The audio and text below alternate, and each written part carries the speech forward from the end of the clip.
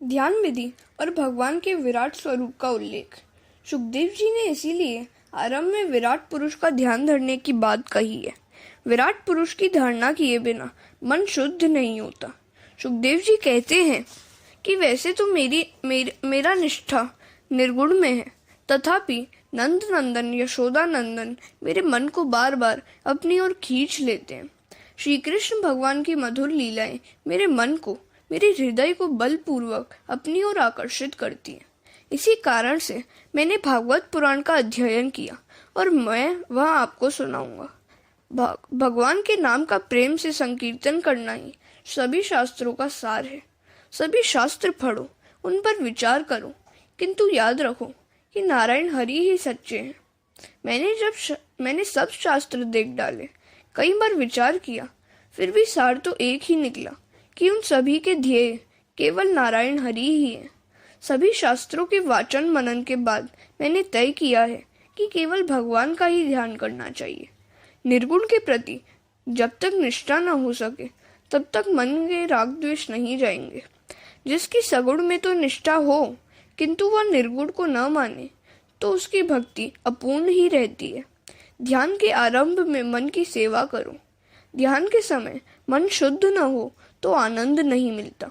मन को बाहरी विषयों में भटकते रहने की आदत पड़ गई है। वर्तमान काल में जीवन भोग प्रधान बन गया है, अतः मन को अंतर्मुख करना बड़ा कठिन है। ज्ञानी पुरुष मन की मलिनता धोने के लिए विराट पुरुष की धारणा करते हैं। विराट पुरुष की धारणा का अर्थ है सारी जगत को ब्रह्म रूप मानना। ब्राह्मण उस विराट पुरुष का मुख है, क्षत्रिय हाथ है, वैश्य जंगा है, शूद्र पग है, नदियां नाड़ी है। इस प्रकार जगत के प्रत्येक पदार्थ को ब्रह्म रूप देखकर मन को शुद्ध करना है। साधारण साधक के लिए इस विराट पुरुष की कल्पना करना और धारणा कठिन है, अतः कुछ लोग अति सुंदर नारायण भगवान का ध्यान करते हैं। जगत को जब तक ब्रह्म रूप नहीं मानेंगे तब तक राग द्वेष नहीं मिटेंगे। कुछ लोग जगत को ब्रह्ममय मानते हैं तो कुछ लोग प्रत्येक पदार्थ में ब्रह्म स्वरूप का अनुभव करते हैं। राग द्वेष के नाश के लिए विराट पुरुष या स्वरूप का ध्यान करो। सारा विश्व उसी विराट पुरुष का स्वरूप है। ऐसी भावना मन में दृढ़ हो जाए तो जगत की किसी भी वस्तु के प्रति हीन भाव या कुभाव न हो। हरि ही जगत है। ब्रह्म दृष्टि से जगत सत्य है। ब्राह्मण भगवान के मुख से, वैश्य जंगा से, शूद्र चरण से और क्षत्रिय हाथ से निकले, अतः किसी का भी अपमान भगवान का ही अपमान है। इसलिए किसी का भी अपमान और तिरस्कार न करो। जगत में जड़ और चेतन का जब तक भेद रखोगे तब तक ध्यान में एकाग्रता नहीं आएगी। इसके बाद भागवत में वैराग्य का उपदेश दिया गया है। बिना वैराग्य के ध्यान नहीं हो सकता, ध्यान में एकाग्रता नहीं हो सकती। संसार का स्मरण ही दुख है और संसार का विस्मरण ही सुख है। ज्ञान मार्ग में तीव्र वैराग्य होना चाहिए। भक्ति प्रेम मार्ग में समर्पण की प्रधानता है। भक्ति करनी हो तो वह वैराग्य के बिना तो चल सकती है, किंतु सबके साथ प्रेम तो करना ही पड़ेगा। वैराग्य से यह काम अधिक कठिन है। सबके साथ प्रेम करो अथवा अकेले ईश्वर से प्रेम करो। जगत के प्रत्येक पदार्थ के साथ प्रेम करना भक्ति मार्ग है। ज्ञान मार्ग त्याग प्रदान है। भक्ति मार्ग में समर्पण का प्राधान्य है। ज्ञानी सबका निषेध करता हुआ परिनिषेध में जो शेष रहता है उसी में मन को दृढ़ करता है। साधारण मनुष्य के लिए ज्ञान मार्ग सुलभ नहीं है। मनुष्य सर्वस्व त्याग तो नहीं कर सकता। शरीर से आत्मा भिन्न है ऐसा सब समझते तो हैं, किंतु उसका अनुभव आसान नहीं है। भक्त मानता है कि गाय में बसे हुए श्री कृष्ण की सेवा घास में बसे हुए श्री कृष्ण से करूंगा। भक्ति मार्ग में सद्भाव आवश्यक है। सभी के प्रति सद्भाव रखना कठिन कार्य है। श्री कृष्ण भगवान तो स्वयं को लात मारने वाले को भी सद्भाव की दृष्टि से देखते हैं। मन की मलिनता धोने के लिए विराट पुरुष का ध्यान धरना है। विराट पुरुष के ध्यान करने का अर्थ है इस जगत में जो कुछ दिख रहा हो उसमें परमात्मा का वास है ऐसा समझकर व्यवहार करना। सारा जगत उसी विराट पुरुष का स्वरूप है। विराट पुरुष के ध्यान के लिए तीव्र वैराग्य जरूरी है। सारा विश्व ब्रह्म रूप है ऐसा मानकर ज्ञानी पुरुष ललाट में ब्रह्म के दर्शन करता है। वैष्णव जन हृदय में चतुर्भुज द्वारिकानाथ के दर्शन करते हैं। प्रभु के एक अंग का चिंतन करना ध्यान है और प्रभु के सर्वांग का चिंतन करना धारणा है। दास्य भक्ति द्वारा हृदय जल्दी दीन बनेगा। पहले भगवान के चरणारविंद का ध्यान करो, फिर मुखारविंद का और अंत में सर्वांग का ध्यान करो। ध्यान योग की कथा कपिल गीता में विस्तार से दी गई है, जिसका यहाँ संक्षेप में वर्णन किया गया। साधक सावधान होकर ध्यान करेगा तो उसकी समझ में यह बात आ जाएगी कि माया की शक्ति भ्रांतिमय ही है। ईश्वर का चिंतन न हो सके तो भी कोई बात नहीं, किंतु संसार का चिंतन तो कभी भी नहीं करना चाहिए। ईश्वर का ध्यान चाहे न हो सके, किंतु संसार का ध्यान छोड़ने की आदत डालनी चाहिए। ध्यान के बिना ईश्वर का साक्षात्कार नहीं हो सकता। जिस तरह रुपये पैसों का ध्यान करते हो, उसी तरह परमात्मा का ध्यान करो। आरंभावस्था में आंखों के सामने अंधकार सा छा जाएगा, किंतु धैर्य से योग धारणा करके मन को वश में करो। बुद्धि द्वारा प्रभु के सर्वांगों की धारणा करो। जो जो बुद्धि स्थिर होती जाएगी, त्यों त्यों मन भी स्थिर होने लगेगा। धारणा स्थिर होने पर ध्यान में प्रभु का मंगलमय स्वरूप दिखता है और भक्ति योग की प्राप्ति होती है। ध्यान में मन यदि स्थिर न हो तो उस मन को मृत्यु से भयभीत करो, तभी वह स्थिर होगा। मन को किसी भी तरह समझाओ और स्थिर करो। षड़भंगुर जीवन की कलिका कल प्रात को जाने खिली न खिली।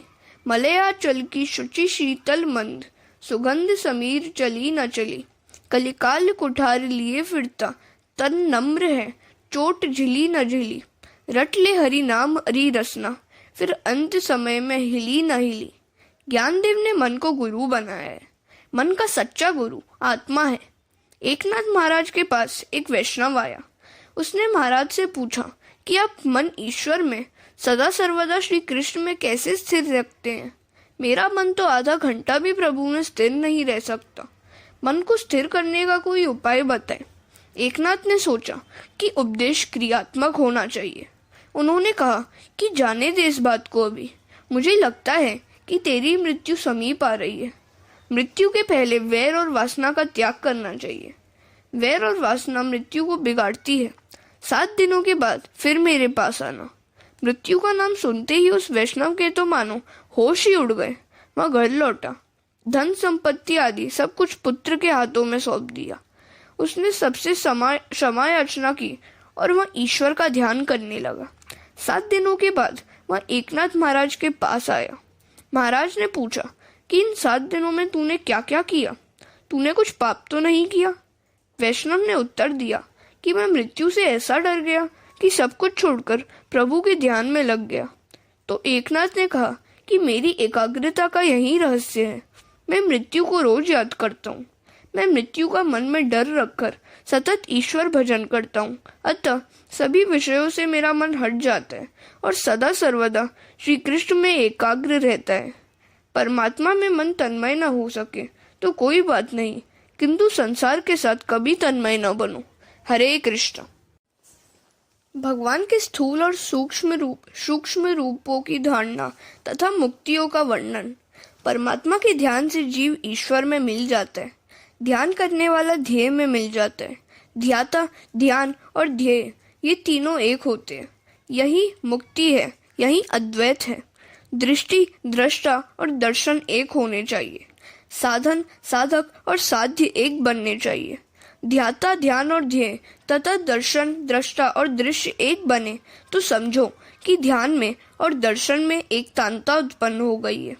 एक तांता होने से वह अन्य सब कुछ भूल जाता है और उसे ईश्वर के सिवा कुछ भी नहीं दिखता। लोग परमात्मा को धन देते हैं, किंतु वे तो मन मांगते हैं। व्यवहार तो करो, किंतु ईश्वर में, कृष्ण में मन रख कर करो। पनिहारी ने पानी से भरे घड़े सिर पर रखकर बातचीत करती हुई चलती है, फिर भी उनका ध्यान सिर पर रखे हुए घड़ों में रहता है कि वह कहीं गिर न जाए। इसी तरह संसार के व्यवहार करते समय भी हमेशा ईश्वर का स्मरण करते रहो। जगत के पदार्थों में आसक्ति न रखो। विषयानंदी व्यक्ति ब्रह्मानंद को समझ नहीं सकता। ब्रह्मानंद का वर्णन कोई भी नहीं कर सकता। उपनिषद में दृष्टांत दिया गया है कि शक्कर मिश्री से बनी हुई गुड़िया सागर की गहराई को जानने का प्रयत्न करती है, किंतु वह सागर में जो गई सो गई, उसी में वह विलीन हो गई। जो ईश्वर में लीन हो गया हो, उस जीव को कोई ईश्वर से भिन्न नहीं कर सकता। ज्यों ज्यों ध्यान किया जाता है, त्यों त्यों जीव का परमात्मा में लय हो जाता है और फिर जीव का जीवत्व रहता ही नहीं है। भागवत में ज्ञान मार्ग और भक्ति मार्ग दोनों बताए गए हैं। ज्ञान मार्ग में जीव ईश्वर के साथ एक होता है और ईश्वर में विलीन हो जाता है। दूसरी ओर कतिपय वैष्णवाचार्य कुछ द्वैत रखकर अद्वैत को मानते हैं। भक्ति का आरंभ भले ही द्वैत से हो, किंतु उसकी समाप्ति तो अद्वैत से ही होती है। भक्त और भगवान अलग नहीं रह सकते। जो जीव ईश्वर में विलीन हो गया है, उसे भगवान अपने स्वरूप से अलग नहीं कर सकते।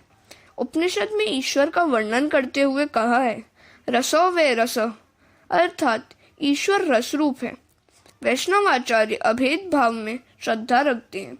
जल में रहने वाली मछली पानी नहीं पी सकती। इसी तरह जो ब्रह्म रस में डूब गया है, जो ब्रह्म रूप हो चुका है, वह फिर परमात्मा के रसात्मक स्वरूप का अनुभव नहीं कर सकता। ब्रह्म रूप होने से जीव की दुख निवृत्ति तो होती है, किंतु वह आनंद का अनुभव नहीं कर सकता। रसात्मक और आनंदात्मक ब्रह्म का अनुभव करने के लिए जीव को कुछ अलग रहना पड़ेगा, थोड़ा सा द्वैत रखना ही होगा।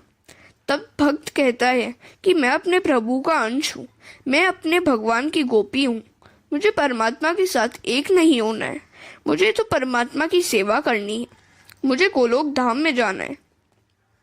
भक्त जब लौकिक देह को छोड़कर अप्राकृत शरीर धारण करके गोलोक धाम में प्रवेश करता है तो भगवान को आनंद होता है। वे कहते हैं, मेरा अंश मुझ में मिलने आया है, इसलिए भगवान उत्सव मानते हैं। भक्ति करता तुका झाला पांडुरंग। किंतु तुकाराम कहते हैं कि कीर्तन करने में मुझे जो आनंद मिलता है वह विट्ठल बनने में नहीं मिलता। जीव ईश्वर का अनुभव कब कर सकेगा? जब ईश्वर से वह भिन्न रहेगा, तभी वह उस रस का अनुभव कर सकेगा। वैष्णवाचार्य चाहते हैं कि जीव ईश्वर से कुछ अलग ही रहे। कीड़ा भंवरी का चिंतन करता हुआ स्वयं भंवरी रूप बन जाता है, उसी तरह ब्रह्म का चिंतन करता हुआ जीव स्वयं ब्रह्म रूप बन जाता है। यह तो है कैवल्य मुक्ति। किंतु वैष्णव जब ऐसी कैवल्य मुक्ति की इच्छा नहीं रखते, वे ईश्वर की सेवा पूजा और उसका रसास्वादन करने के लिए थोड़ा सा द्वैत भाव रखते ही हैं। जो व्यापक ब्रह्म में लीन हो चुका है, वह उससे अलग कैसे हो सकता है? पानी के जड़ या ठोस होने के कारण मछली अलग रह सकती है, किंतु जो पानी में हर तरह से डूब गया हो, वह पानी का आस्वाद नहीं ले सकता। उसी तरह ईश्वर में डूबा हुआ जीव ईश्वर के स्वरूप का रसानुभव नहीं कर सकता। इसीलिए वैष्णव महापुरुष थोड़ा सा द्वैत रखकर भगवान की सेवा स्मरण में कृतार्थता का अनुभव करते हैं। यह दोनों सिद्धांत सत्य है। खंडन मंडन के पचड़े में मत पड़ो। गौरांग प्रभु भी भेदाभेद भाव को मानते हैं, लीला भेद को मानते हैं, परंतु तत्व दृष्टि से अभेद है। अभिन्न होने पर भी उन दोनों में सूक्ष्म भेद है। एकनाथ महाराज ने भावार्थ रामायण में उस सिद्धांत को समझाने के लिए एक दृष्टांत किया है। अशोक वन में राम के विरह में सीता जी राम का अखंड ध्यान स्मरण करती है। सीता जी राम के ध्यान में तन्मय है। विरह में तन्मयता विशेष होती है। सर्वत्र राम दिखते हैं। माता जी भूल जाती है कि वे सीता है। सभी में राम का अनुभव करने वाला राम रूप बनता है। यही कैवल्य मुक्ति है। सीता जी को कई बार लगता है कि वह राम रूप है। वे अपना स्त्रीत्व भूल जाती है। एक बार सीता ने त्रिजटा से पूछा कि मैंने सुना है कीड़ा भंवरी का चिंतन करता हुआ स्वयं भंवरी बन जाता है, तो इसी भांति राम जी का सतत चिंतन करने से मैं भी यदि राम बन गई तो क्या होगा? सीता जी राम के ध्यान में ऐसी तन्मय हो जाती है कि मानो वे स्वयं राम ही हो जाती है। ब्रह्मविद ब्रह्मैव भवति। त्रिजटा ने कहा कि माता जी राम रूप हो जाए तो अच्छा ही होगा। जीव और शिव एक हो जाए तो जीव कृतार्थ हो जाता है। सो सीता जी कहती हैं कि यदि मैं राम का चिंतन करती हुई स्वयं राम बन गई तो फिर श्री राम जी की सेवा कौन करेगा? सीता रहकर राम की सेवा करने में जो आनंद है वह स्वयं राम स्वरूप बनने में नहीं है। मुझे राम होने में आनंद नहीं है, मुझे तो राम जी की सेवा करनी है।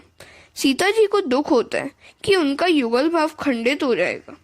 उस हालत में सीताराम का युगल भाव नहीं रह सकेगा। तब त्रिजटा ने कहा, अन्योन्य प्रेम होने के कारण राम जी आपका चिंतन करते हुए सीता रूप बन जाएंगे और इस तरह आपका युगल भाव जगत में अखंडित ही रहेगा। हरे कृष्ण।